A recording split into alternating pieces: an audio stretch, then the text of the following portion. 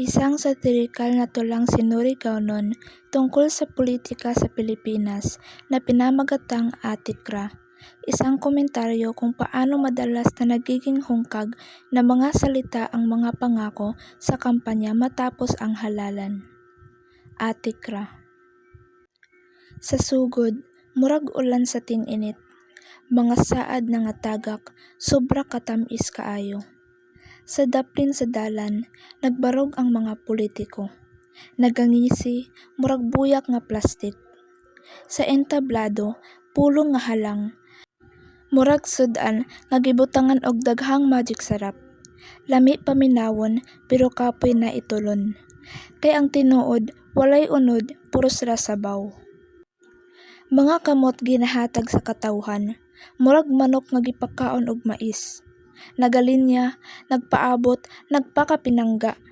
Wa kahibaw, paksit ra di ay ang kaugmaon. Pagkahuman sa eleksyon, kahilo mi boto. Ang mga saad, sama sa aso nga mihunong. Ang katawhan, nigmata sa maong hulagway, nasaya sa pagpili, mga anino ra di ay.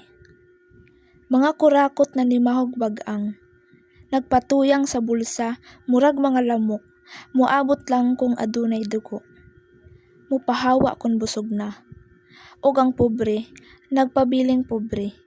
Sama sa usa ka punuan nga walay dahon. Samtang ang mga agalon, nagsayaw sa gahom. Nagkatawa, kay ang tanan Atikra badya.